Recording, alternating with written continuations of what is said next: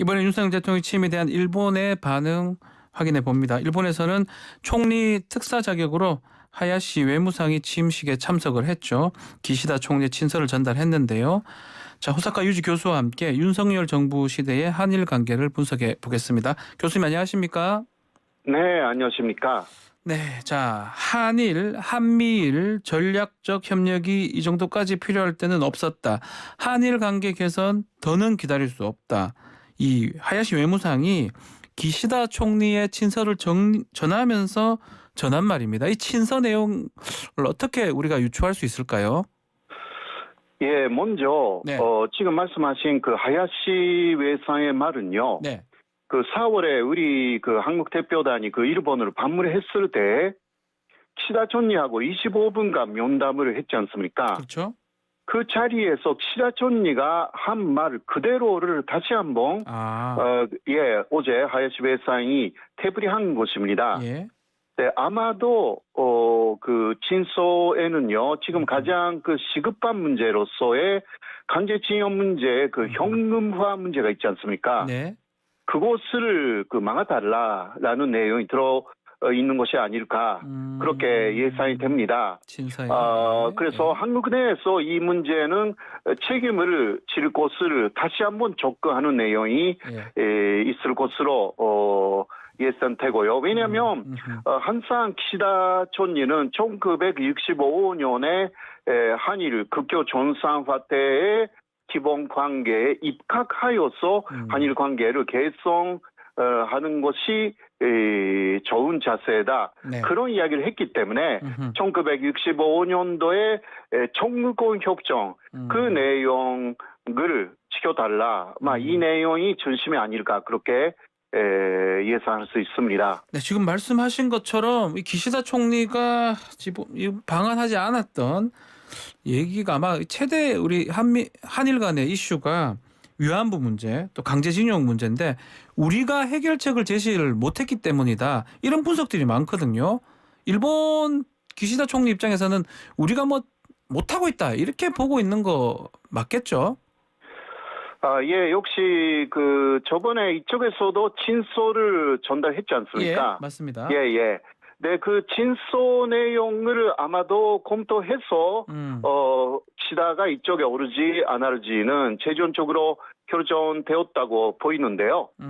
네, 아무래도 그 일본 쪽에 요구에 미치지 못했다라는 부분들이 있는 것이 아닐까 그렇게 생각되는데요. 왜냐하면 전진석 그 단장도 그때 한국의 기자들하고 이야기할 때마다 그 일반적으로 한국이 뭔가 하는 것이 아니라 일본도 많은 것을 그 개선해야 한다라는 대등한 내용을 정확하게 전달했다라는 이야기 많이 했거든요. 강제징용 문제도 마찬가지고 위안부 문제도 그 외교적인 하자가 2015년 합의에 있었던 것은 아니지만 그러나 피해자들의 명예를 회복하기 위해서 일본의 협력이 필요하다. 이런 이야기 정확하게 했습니다. 네. 그런데 일본 측은요, 이 강제징용 그리고 위안부 문제는 모두 일본은 책임 다 했고, 한국이 뭔가 그 해줘야 한다. 그 이야기를 되풀이 해왔기 때문에, 그런데 우리는 50% 정도는 일본에도 책임 있다. 그런 이야기를 사실상 했습니다. 그렇죠. 네, 이 부분이 그 일본 쪽에서는 아직은 받아들일 용의가 없다. 그런 것이 아닐까 그렇게 생각됩니다. 지금 교수님 말씀처럼 지난달에 한일 정책협의 대표단이 이제 기사 총리를 만났잖아요. 만날 수 있었던 이유 자체가 한국에도 강제징용 위안부 배상 책임 있다. 요 입장을 윤석열 정부가 수용했기 때문이다. 이런 분석들이 있거든요. 교수님도 같은 생각이십니까? 지금 제가 말씀드린 대로 아무래도 그 진서 내용이라든가 그 지난번에 그 한국 대표단이 그 일본 쪽에서 여러 가지 이야기한 내용은 밝혀지게 되고 있기 때문에 한국 쪽에서 일반적으로 양보했다라는 모습을 보일 수가 없거든요. 왜냐하면 6월 그 지방선거도 있고, 네. 지금 그 일본 쪽에 상당히 양보해 버렸다고 하면 윤석열 정권의 지지율이 그 굉장히 떨어질 우려가 있지 않습니까? 그런 것도 감안했을 거라고 생각합니다. 그러니까 일본 쪽에 전달한 메시지는 그 한국 국민들에 대한 메시지이기도 하기 때문에 이쪽에서 상당히 양보한다라는 말은 절대 못 됐을 거라고 저는 생각해요. 그러면 지방선거가 끝난 이후에 윤석열 정부의 메시지, 일본에 대한 메시지 달라질 수 있다, 이 말씀이신가요? 그 메시지 자체는 네. 아무래도 말을 조심해야 된다라는 것은 쭉 있을 겁니다. 네. 왜냐하면 역시 지금 출범된 윤석열 정권의 지지율이 높지 않지 않습니까? 네. 뭐 40%대를 기록하고 있고요. 네. 그러니까 그런 것을 생각할 때 말은 조심하되 좀 실질적인 일본 한일 관계의 개선이라는 부분에서 그러니까 간제지역 문제라든가 그 위안부 문제라든가 걸리지 않는 문제 먼저 그러니까 한일 간의 교류를 활성화하겠다라든가 청소년의 교류를 더 시작하자라든가 이런 부분에서 물꼬를 드는 현대로 조금씩 들어갈 것이 아닐까 그렇게 생각됩니다. 네. 자, 일본도 7월에 참의원 선거가 있습니다. 자, 그에 앞서서 오는 24일에 도쿄에서 쿼드 정상회의가 열리는데 어떤 점을 좀 주목해야 될까요? 먼저 쿼드 회의에 앞서서 20일에 바이든 대통령이 먼저 한국에 오지 않습니까? 우리 정상회담 한 다음에 쿼드 간다고 지금 알려져 있습니다. 그렇죠. 예. 그게 바이든 대통령의 메시지가 뭔지에 달려 있다. 사실 미국 쪽에서는 한국이 어떤 형태든 쿼드에 참여하는 것을 원하고 있거든요. 네. 그런데 일본 쪽에서는 그렇게 한국이 쿼드에 참여하는 것을 환영하는 분위기가 아닙니다. 일본은요? 네, 일본은. 그러니까 오히려 보통 미국 대통령이 아시아에 올 경우는 먼저 일본 가거든요.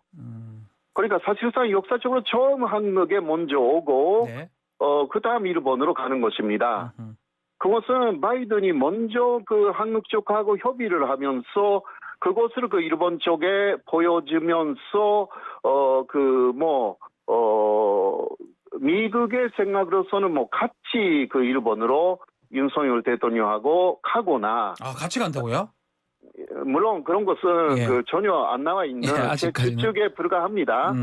네, 그렇게 해서 옵저버 자격으로 쿼드 회의에 윤석열 단선인 혹은 대리인이 참여하는 형태를 생각하고 있는 것이 아닐까. 왜냐하면 현재 미국은요, 쿼드라고 해도 인도가 대단히 중요한 역할이잖아요. 네. 그런데 이 인도는 미국 말대로 움직이지 않습니다. 요새는 바이든이 상당히 인도를 우회적으로 비판하고 있는데요. 그거는 우크라이나 침공을 한 러시아에 대해서도 한마디도 비판하지 않고 있는 게 인도의 입장이기 때문에 오히려 쿼드가 약화되고 있다라는 인식이 미국 쪽의 인식입니다. 그래서 그것을 다시 복원하기 위한 인도의 자세를 이번에 많이 좀 다질 것으로 생각되고요. 거기에도 한국의 협력이라는 게 여러 면에서 인도가 잘 움직이지 않으면 사실상 러시아라기보다 대중국 보위망 이게 쿼드이기 때문에 한국의 참여를 많이 원하고 있는 상황이 좀 있습니다. 일본은 표면적으로는 그렇지 않지만요.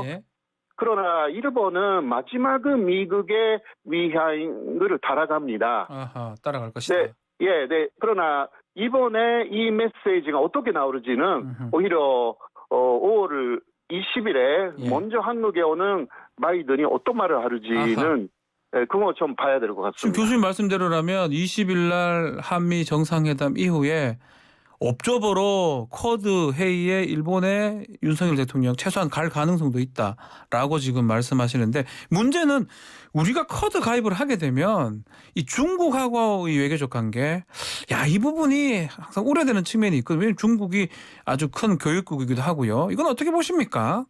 예, 그래서 쿼드는 마지막은 군사적 협력체이지만 네. 그러나 쿼드는 인도 대표양 전략이라는 면에서 군사적인 면은 있지만 네. 다른 예를 들면 기후 변화의 문제에 해위가 또 있고요. 네. 기타 경제적인 협력의 해위가 또 따로 있습니다. 이것은 중국의 1대1로에 대항하기 위해서 만들어진 것이 쿼드이기 때문에 네. 여러 레벨의 해위가 쿼드라는 협력체 속에 포함되어 있습니다. 그래서 한국 쪽에서는 갑자기 쿼드에 또 들어가 버리면 이게 중국하고의 관계가 있기 때문에 예. 혹시 들어간다 하더라도 아하. 문제가 없는 레벨의 기후 변화에 대한 대처 해위라든가 혹은 경제적인 협력 해위라든가 그렇게 해도요 중국하고 대립하지 않는 부분들이 좀 있습니다.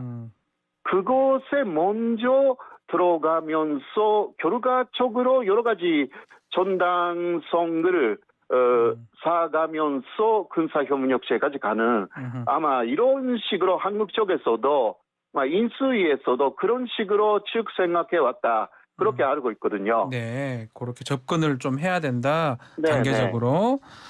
자, 한미일 관계 복원을 희망하는 일본.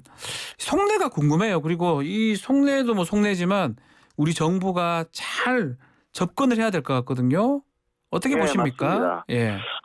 예, 그래서 기시다 총리가 지금 한미일 관계, 한일 관계를 개선하는 것은 예. 기다릴 수 없다라든가, 이번에 하야시 외상도 그렇게 이야기를 했지 않습니까? 그런데 특히 기시다 총리가 일본에서 한국 대표단의 한 이야기에 시작이 우크라이나 침공이라든가 네. 지금 국제 정세가 굉장히 변화하고 있다. 이런 말부터 시작됐습니다. 네. 이게 그러니까 우크라이나에 러시아가 침공했다라는 것은 일본에서는 굉장한 사실 충격입니다. 네. 그리고 이것에 대해서 미국하고 똑같이 러시아를 제재하기 시작한 일본에 대해서 러시아 측은 제3당의 탄수이지만 홋카이도는 러시아 것이다. 네. 이런 말로 협박하기 시작했습니다. 예, 그리고 미사일 발사 시험을 홋카이도에 가까운 크리리오르도에서도 몇 번 하기도 했거든요. 예. 우리는 북한 미사일만 보고 있지만 일본은 북한 미사일은 동해에서 또 크리리오르도에서는 러시아가 미사일 시험 이곳으로 사실상 러시아가 홋카이도에 침공하는 그렇죠. 예. 그러한 시나리오를 생각할 수밖에 없습니다. 일본 입장에서 그렇겠죠. 예. 일본 입장에서는 왜냐하면 특히 냉전 시대에는 러시아가 홋카이도에 침입하는 것을 산정한 훈련을 네. 자위대가 많이 했습니다. 예. 그러나 냉전 시대가 끝난 이후에 소련이 붕괴된 이후에 그것을 하지 않게 돼가지고 네. 거의 30년 이상이 된 거죠. 예, 그래서 그때는 자위대는 지금 굉장히 힘이 없어요. 여러 면에서 IT 기술도 많이 뒤져지고 있고요. 네. 여러 면에서 일본이 사실 기대하는 것은 한국군하고의 협동적인 움직임이죠. 알겠습니다. 네. 요 질문 한번 드려보겠습니다. 지금 박보균 문체부 장관 후보자 친일 논란이 되고 있는데 일본 내 평가는 좀 어떻습니까? 일본에서는요. 네. 한국 내 뉴스를 그 일본어로 한 일본판 뉴스가 있지 않습니까? 예.